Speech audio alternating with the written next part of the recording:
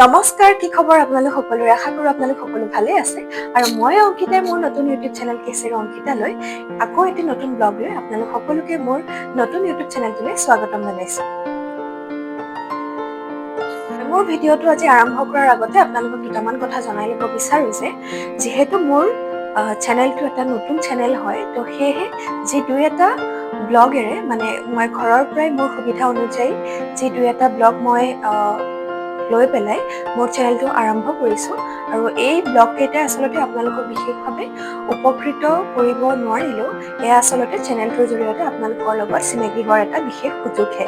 আৰু লাহে লাহে মই কৈছোঁৱেই যে যি উদ্দেশ্যৰে আচলতে মই মোৰ চেনেলটো আৰম্ভ কৰিছোঁ সেই উদ্দেশ্যৰে অতি সোনকালে আপোনালোকক মই লগ পাম। আৰু আজি ভিডিঅ'টোত কি দেখাম মই অতি সোনকালে আপোনালোকক জনাই আছোঁ। আৰু আজি আচলতে ব্লগটো আৰম্ভ কৰিবলৈ যোৱাৰ আগতে মই আৰু এটা কথা আপোনালোকক জনাব বিচাৰোঁ যে যিহেতু কাপোৰৰ ওপৰতে বিভিন্ন ধৰণৰ ডিজাইনৰ কাপোৰ বা কালেকশ্যন যেনেকুৱাই নহওক কিয় আমাৰ ছোৱালী বা মহিলা সকলোৰে কাপোৰৰ লগত এটা এটাচমেণ্ট থাকে। আৰু ঠিক তেনেদৰে মোৰো কাপোৰৰ লগত এটা বিশেষ এটাচমেণ্ট আছে, নাই বুলি নকওঁ। আৰু যিহেতু লাহে লাহে মই কাপোৰৰ লগতে মোৰ কাম আৰম্ভ কৰিবলৈ গৈ আছোঁ আৰু সেয়েহে আপোনালোকে সকলোখিনি লাহে লাহে গম পাবই।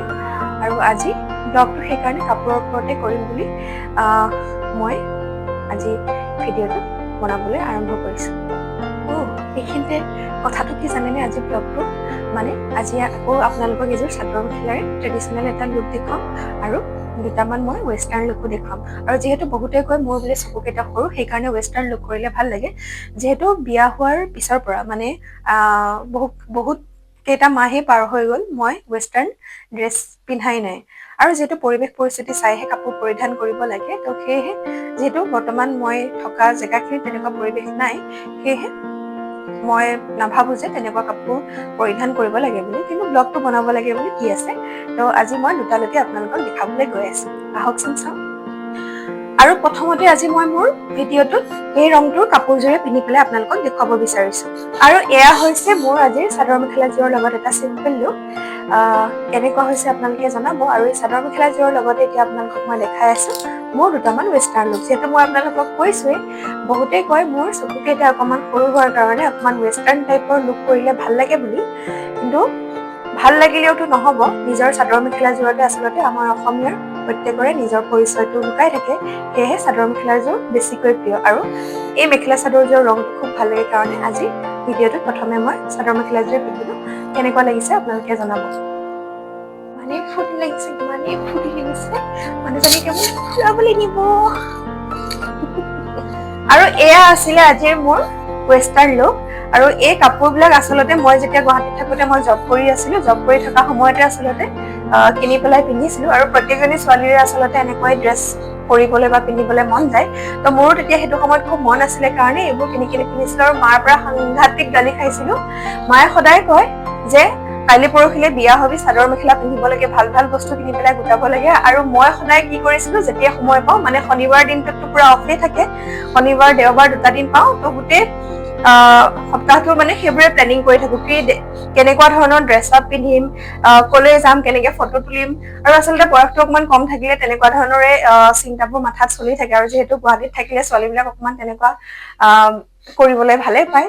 তো সেইটো কাৰণে আৰু ড্ৰেছবোৰ ইমান মৰমত কিনি পেলাই পিন্ধিছিলোঁ। তো সেইকাৰণে ইয়াত কিছুমান মৰম জড়িত হৈ আছে কাৰণে কাপোৰবোৰ আনক দিবও মন নাযায়। তো সেইকাৰণে কাপোৰখিনি মই ধুনীয়াকৈ ৰাখি থৈছিলোঁ। আৰু আজি যিহেতু কাপোৰৰ গডৰেজবিলাক খুলি চাই থাকোঁতে, জাপি থাকোঁতে আচলতে এইবোৰ বিচাৰি পাই পেলাই ভাবিলোঁ দুটামান ইয়াৰ ড্ৰেছৰ লুক পিন্ধি পেলাই কেনেকুৱানো লাগে নিজেও চাওঁ আৰু আপোনালোককো দেখাওঁ। যোনে যোনে আচলতে মোৰ ভিডিঅ'টো চাই ভাল পায় তেওঁলোকেহে চাব, কাৰণ চবৰে কাৰণে মোৰ ভিডিঅ'বোৰ উপকৃত নহ'বও পাৰে চাই পেলাই। তো সেইকাৰণে যাৰ ভাল লাগে তেওঁলোকেহে চাব বুলি মোৰ আশা থাকিলে। হৈছে আজি মোৰ দ্বিতীয়টো ৱেষ্টাৰ্ণ লুক। আৰু দ্বিতীয়টো ৱেষ্টাৰ্ণ লুকত মই এটা শ্বৰ্ট স্কাৰ্ট আৰু এনেকৈ ব্ৰড নেকৰ এটা টপ পিন্ধিছোঁ। আৰু এইটো মোৰ এটা ভেণ্টি বেগ। আৰু এনেকৈ হিল এযোৰ আছিলে, হিলযোৰ পিন্ধি পেলাই এটা লুক নিজকে চালোঁ কেনেকুৱা লাগিলে। আৰু সেয়েহে আজি মই ভিডিঅ'টো প্ৰথমেই আপোনালোকক কৈছোঁৱেই এটা অসমীয়া ট্ৰেডিশ্যনেল আৰু দুটা ৱেষ্টাৰ্ণ লুক আপোনালোকক দেখাম বুলি। অসমীয়াটোতো চাদৰ মেখেলা সাধাৰণভাৱে পিন্ধি দেখাই দিছোঁ। আৰু আচলতে এই চুটি কাপোৰবোৰ ইমান মৰমত কিনি পেলাই পিন্ধিছোঁ বুলি মই আপোনালোকক কৈছোঁৱেই। গডৰেজত বা বাকচত সোমাই থাকিলেতো নহ'ব, আৰু আনক দিবলৈও যিহেতু মন নাযায়, পিছততো দিবই লাগিব। তো বৰ্তমান সেইকাৰণে সোমাই থকাতকে তো এনেকৈ ব্লগটো বনোৱাৰ সুযোগতে কাপোৰযোৰ নিজে এবাৰ পিন্ধি চালোঁ কেনেকুৱা লাগিছে। পিছে মানুহজনী মই ফ্ৰী হৈ থকাৰ কাৰণে কাপোৰখিনি মোৰ কাৰণে এতিয়াও ফিট হৈ আছে। পাছত যদি কিবাকে শকত হৈ যাওঁ পিন্ধিব নোৱাৰিম, গতিকে মৰমতে এবাৰ কাপোৰখিনি পিন্ধি পেলাই আপোনালোকলৈও এটা ব্লগ লৈ আহিলোঁ। আৰু যোনে ভাল পায় তেওঁলোকে কমেণ্ট কৰি পেলাই এবাৰ জনাব। আৰু মই ব্লগ বনাই থকা অৱস্থাতে মানুহজন আহি ওলালহি আৰু আহি তেওঁ ক'লে, যিহেতু ইমান ধুনীয়াকৈ সাজি কাচি ৰেডি হৈ আছা, তো তোমাক মই এটা জেগাত ফুৰাবলৈ বুলি লৈ যাম। আৰু যিহেতু দিনটো সময় নাপাওঁ, গতিকে গধূলি সময়তে তেখেতেও অকণমান সময় পায়, তো সেয়েহে মোৰো মনটো অকণমান ভাল লাগিব বুলি মোক ফুৰাবলৈ বুলি বাহিৰত অকণমান উলিয়াই লৈ গ'ল। আৰু লৈ গৈছে এখন কেফে কণ্টিনেণ্ট বুলি ৰেষ্টুৰেণ্টলৈ। আৰু ৰেষ্টুৰেণ্টখনৰ ভিতৰৰ এম্বিয়েন্সটো সঁচাই বৰ ধুনীয়া আছিলে। মানে বহি আচলতে দুটাই খুব ভাল পালোঁ। তেওঁ আচলতে দিনটোৰ শেষত বহুত ভাগৰুৱা হৈ থাকে, কিন্তু তথাপিও মোৰো মনটো ভাল লগাবলৈ বুলি তেখেতে মোক বাহিৰলৈ এনেকৈ মাজে মাজে ফুৰাবলৈ বুলি লৈ যায়। আৰু মোৰো এনেকৈ গুৰুত্ব ৰখাৰ কাৰণে তেখেতক অশেষ ধন্যবাদ, কাৰণ তেওঁ নিজৰ ব্যস্ততাৰ মাজতো মোৰ মনটোৰ কথাও তেখেতে বুজি পায়। আৰু খোৱাৰ জেগাতে আকৌ তেখেতৰ এখন মিটিং আৰম্ভ হ'ল বুলি লেপটপটো খুলি আকৌ নিজৰ কামত ব্যস্ত হ'ল। আৰু এইফালে আমাৰ দুয়োজনৰে ৰোল আহি গ'ল। তেওঁ যিহেতু ৰোল খাই ভাল পায়, তো সেয়েহে আমি ৰোল আৰু কফিকে অৰ্ডাৰ দিলোঁ। আৰু এটা কথা, মানুহজনৰ ওপৰত মোৰ হ'লে কোনো ধৰণৰ ডিমাণ্ড নাই। ডিমাণ্ডনো কি কৰিম, তেওঁ মোক ইমান ধুনীয়াকৈ, মই নিজক যিমানখিনি বুজি পাওঁ তাতকৈ বেছি তেওঁৱে মোক ভালকৈ বুজি পাইছে। আৰু এয়া যেন ভগৱানৰে কৃপা। গতিকে সদায় বিচাৰোঁ যেন তেওঁ এনেকৈয়ে থাকক আৰু সুস্থ থাকক, ভালে থাকক, আৰু তেওঁ চিন্তা চৰ্চাবোৰ সদায় এনেকুৱাই হৈ থাকক মোৰ প্ৰতি।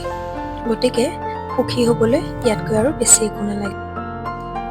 আৰু এয়া ৰাতিৰ আমাৰ দুয়োজনৰে ভাতৰ থালিখন, মাছ ফ্ৰাই, দালি, ভাজি, এনেকৈ দুয়োজনে আমি ডিনাৰ কৰিলোঁ। আৰু ভাত খোৱাৰ পিছত অকণমান লিপ বাম লগাই ল'লোঁ, আৰু স্কিনতো অকণমান মই এটা জেল আছে, জেলটো অকণমান লগাই ল'লোঁ। আৰু মোৰ এই অকণমানি ফুলদানি কেইটা বাৰু কেনেকুৱা লাগিছে?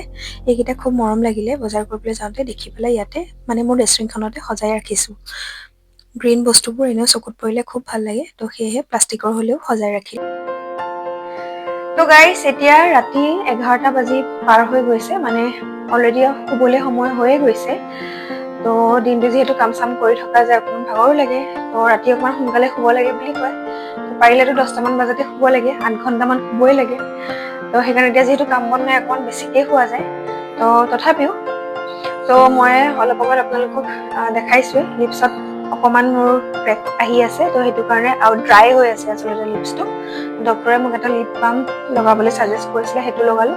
আৰু স্কিনতো অকণমান মোৰ এলাৰ্জি বা একনি প্ৰব্লেম থকাৰ কাৰণে এটা ক্লিয়াৰ জেল বুলি তেওঁ ডক্টৰে মানে মোক লগাব দিছিলে, প্ৰেছক্ৰাইব কৰিছিলে। তো সেইটো অকণমান লগাই ল'লোঁ। আৰু এতিয়া শোৱাৰ আগত চুলিখিনি যদিও ভাল নহয়, তো অকণমান কেয়াৰ কৰিবলৈ বুলি ৰাতি শোৱাৰ টাইমত অকণমান ফণিয়াই লওঁ ধুনীয়াকৈ। ৰাতিপুৱা তেতিয়া চুলিখিনি জট লাগি নাথাকে। আৰু মই বুলিয়ে নহয়, সকলো ছোৱালী বা মহিলাই নিজৰ স্কিন, চুলি, নিজৰ স্বাস্থ্য এইখিনি বহুত কেয়াৰ লয়। তো মই বেছি কেয়াৰ ল'ব নোৱাৰিলেও অলপ চলপ ওপৰা ওপৰিকৈ, বিশেষকৈ চুলিকেইডাল অকণমান ধুনীয়া হৈ থাকিলে ভাল লাগে। বাট মোৰ চুলিটো এতিয়া সেই বৰবাদেই হৈ গৈছে আৰু ক'ব গ'লে। বাট যি অকণমান আছে তাকে অকণমান ভালকৈ থ'লে ভাল লাগে আৰু চুলিকেইডাল। তো আজিলৈ মোৰ ব্লগটো আৰু বেছি দীঘলীয়া নকৰোঁ। আপোনালোকে চাই কেনে পালে জনাব মোক ভাল পোৱাসকলে। আৰু আকৌ এটা নতুন ব্লগৰ লগত আপোনালোকক লগ পাম। Bye bye.